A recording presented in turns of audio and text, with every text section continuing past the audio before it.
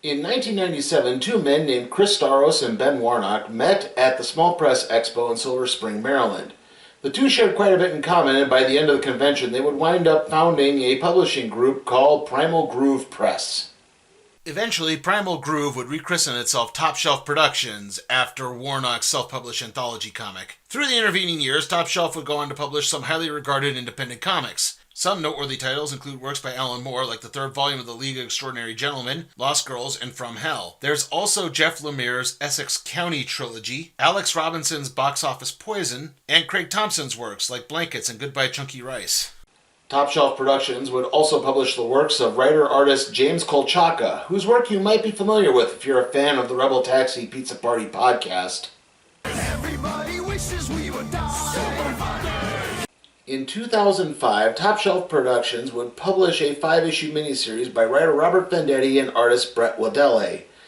The series was inspired by stories of people suffering from online internet addiction, especially the use of online avatars. So they tapped into the cyberpunk genre of science fiction, setting the story in 2054, a world where people can download their consciousness into surrogate android bodies and live life through that means. And that's what we're looking at today. This is The Surrogates. In the city that used to be known as Atlanta, but is now known as Central Georgia Metropolis, a couple drunkenly stumble out of a nightclub. The two duck down an alleyway and begin fooling around, but before anything interesting can happen, a robotic-looking individual jumps out of the darkness and grabs the two, ordering them to live before electrocuting them. The two surrogates are left smoldering in the alley. The next day, the police investigate the scene with detectives Harvey Greer and Pete Ford heading things up. It doesn't appear to be much, as both men seem to chalk this up to a freak lightning storm. Everything changes, however, when they interview the two men who own the surrogates. Yes, it turns out the one-woman surrogate was actually a guy who secretly desired to be a woman. You could still get away with that joke in 2005. Both are naturally distraught as they had just purchased the new high-end model surrogates and didn't have any insurance for them. Now both of them are totaled. Both men also mention the encounter in the alleyway when the lightning storm hit. It's then the two detectives receive a call from the forensics lab. The electricity that fried the two surrogates could not have been lightning. The area that the incident occurred in has too many towers or lightning rods, and the strike points are far too precise to be a random lightning strike. These surrogates were murdered. The two detectives know they're going to have to investigate things further as they head home. And by head home, I of course mean they're going to just turn up their surrogates. Harvey in particular is looking forward to having an actual dinner with his wife Margaret. Except she's not going anywhere unless it's in her sexy young surrogate body. So it's leftovers again for Harvey. The next day, Harvey and Pete are called in early as there's been more killings. This time it's at a company that makes software for surrogates. Also, there are several files missing pertaining to a newly developed program being manufactured at a sister company. Theorizing that the killer will strike at the manufacturing plant, Harvey elects to stake the place out. Harvey's suspicions are all but confirmed as the killer smashes in through a top-level window. The two soon wind up squaring off with each other, with the killer speaking in admiration for the steeplejacks that constructed the skyscrapers of New York City, as he tosses Harvey out through the window into his death. Well, it's the death of Harvey's surrogate. Obviously, his real body is still very much alive. Also, because the killer made that whole steeplejack analogy speech, he now has garnered the name Steeplejack. Even though the department offers Harvey a loaner surrogate until a new one can be built for him, he instead opts to just come into the office himself. It actually feels good to be out and about for once. Besides, he's going to need to use his actual body because there's really only one suspect worth talking to. Zaire Powell III, the man otherwise known as the Prophet. The Prophet is an ex-convict turned anti-surrogate preacher. In 2039, when Harvey Greer was still a beat cop, the Prophet and his followers had a violent uprising against surrogates because they believe that the surrogates infringe on what is God's perfect creation, the human body. Eventually, a peace was brokered between the two groups, and ever since then, the Prophet and his followers have been sequestered in their own section of the city, where he continues his surrogate-hating rhetoric. Harvey and Pete journey out to the Prophet's territory, with Harvey having to cut himself to reveal his humanity. He's allowed access and begins to talk with Powell. Powell denies any connection to the attacks, as he knows better than to incite violence. But he does warn that the end is coming soon, and it's not going to be good. Harvey heads home where Margaret's surrogate confronts him about going out without a surrogate. A surrogate is destructible. Harvey isn't. Harvey chews her out, pointing out that he doesn't even know what she looks like anymore, as they now sleep in separate bedrooms. Margaret says that her surrogate actually is her, young and pretty and not old and saggy. She also makes a not-so-subtle implication about having an affair by pointing out the surrogate has nothing to do with Harvey. It's only for her. Things don't appear to be getting much better as the prophet leaks to the press the information about Harvey's visit. This is followed with another warning about the end being nigh. Harvey winds up getting a call from the police commissioner about visiting the prophet. Harvey explains that the technology that was stolen from the manufacturing plants is for a device capable of delivering a massive electromagnetic pulse, which would render all surrogates in the state of Georgia inert. There is some good news. It's the fact that while Steeplejack has the plans and the equipment, he still lacks the software to properly run the device. To that end, Harvey and Pete head up a massive stakeout of the labs, waiting for Steeplejack to make his move. Unfortunately, the press wind up arriving in a helicopter, which gets in the way of the police. This allows Steeplejack to attack the radio truck, disrupting communications. Snipers using specialized anti-surrogate ammunition open fire, but only seems to mildly annoy Steeplejack, who just shakes the bullets off. Harvey leads a team inside to try to head the killer off as they make their way through the building. Unfortunately, the backup soon gets taken down and Steeplejack makes off with the software. While trying to escape, Steeplejack has one little slip-up and winds up losing an arm in the rotary blade of the helicopter. The arm is taken in as evidence, where two big things are discovered. The metal lining of Steeplejack's surrogate contains hundreds of tiny battery cells that, when fully charged, can deliver the same voltage as a lightning bolt. Just ignore the fact that the deadliness of electricity is measured in amps and not volts.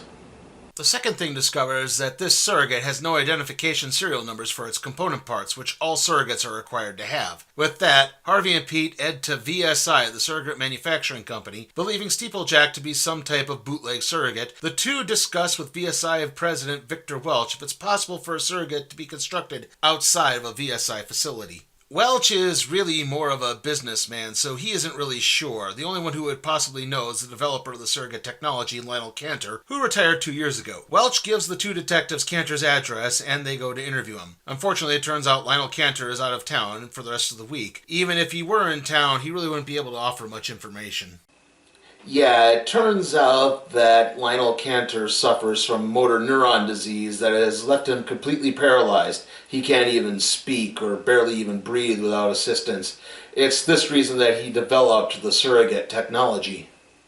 Elsewhere, the prophet delivers a message to his followers. The time for another uprising is near, but he won't be with them to see it, as the end is soon coming for him. He reminds his people that while he may not be present physically, his spirit will always be there. And with that, the prophet retires to his room and awaits the arrival of Steeplejack, who then kills him. As word of the prophet's death begins to spread, his followers gather and the threat of another riot looms. This leaves Harvey and Pete almost entirely alone, as the commissioner needs to divert resources away from them and towards preventing another riot. The two detectives begin brainstorming and Harvey hits on something. Steeplejack wasn't fazed by the specialized weapons used on him, which should have caused the surrogate's host a great amount of pain. Unless, say, that host was completely paralyzed. Further research reveals that Lionel Cantor's retirement wasn't exactly voluntary. In fact, he had actually been providing some consulting work at the two places that Steeljack had broken into earlier. Also, at his retirement party, Cantor was gifted the first ever surrogate to come off the production line, one that never had any serial numbers for its component parts. Meanwhile, the prophet's followers begin to make their move and steamroll over the TV reporter and her crew, or to be precise, their surrogates, and the police are forced to open fire with live ammo. Harvey and Pete head to VSI to see if it's possible to track down Cantor's gift surrogate. Harvey decides to play on a hunch and splits up with Pete, who barges into Welch's office. Harvey manages to track down the signal of Welch's surrogate to locate the real Victor Welch.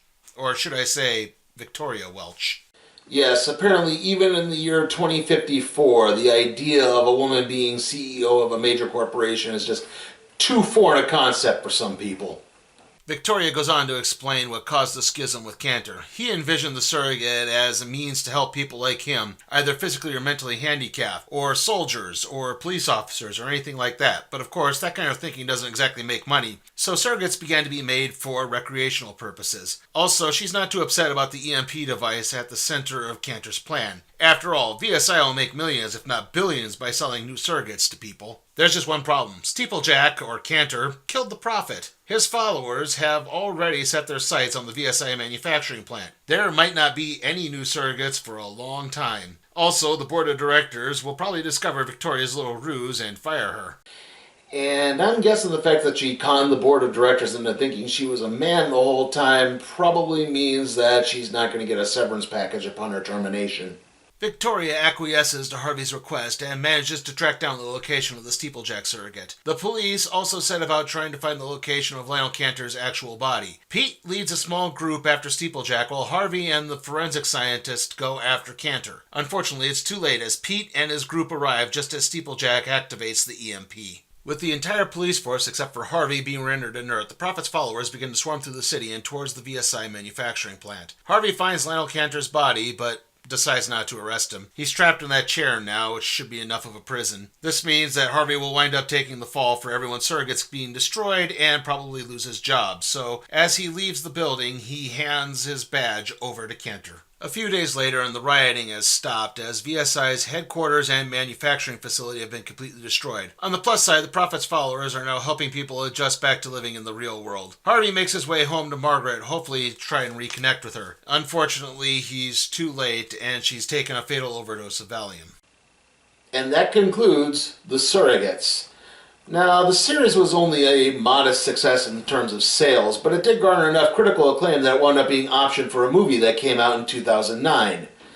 The movie in and of itself is alright. There's a couple of major differences, namely the fact that Harvey actually has the chance to stop Cantor from using the EMP, but instead elects to have it go off and nullify all the surrogates.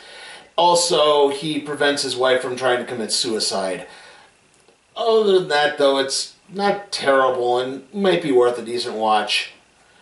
The comic, on the other hand, this, I think, is a must-read. I think it's a really good, well-done mystery set in the cyberpunk genre, and yeah, this really is kind of a cyberpunk story. I mean, you have both Steeplejack's motives and the motives of the Prophet and his followers being sort of a man-technology thing. This is set in the future, a technologically, for lack of a better term, utopian future that seems to also have an undercurrent of a dystopia involved into it. I think that really works. I think there's also some really good characterization.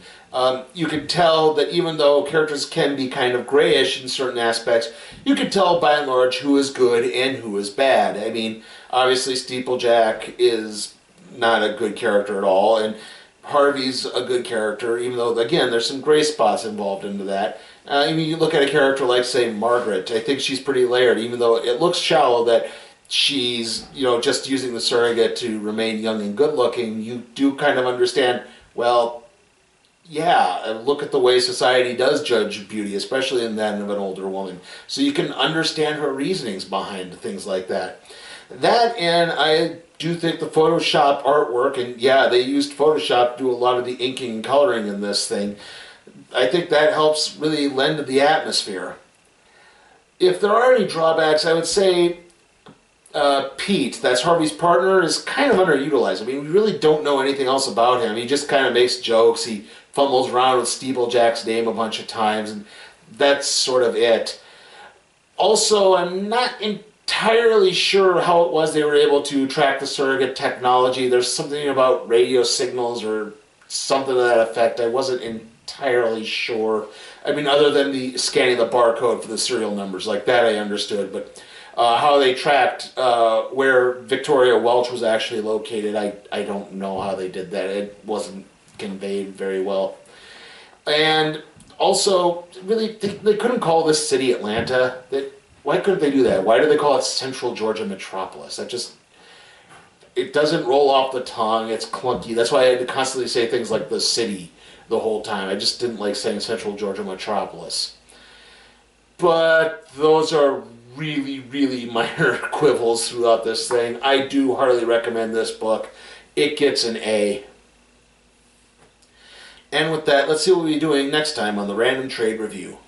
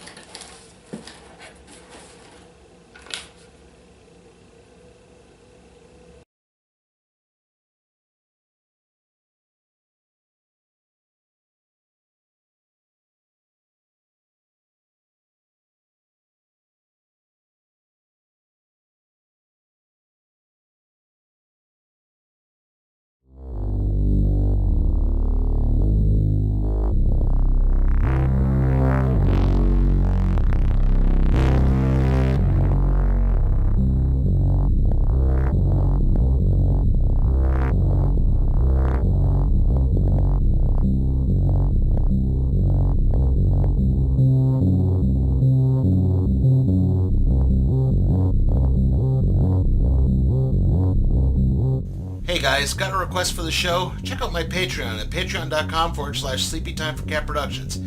And if you like the video, give it a like, share it, subscribe, and ring that notification bell.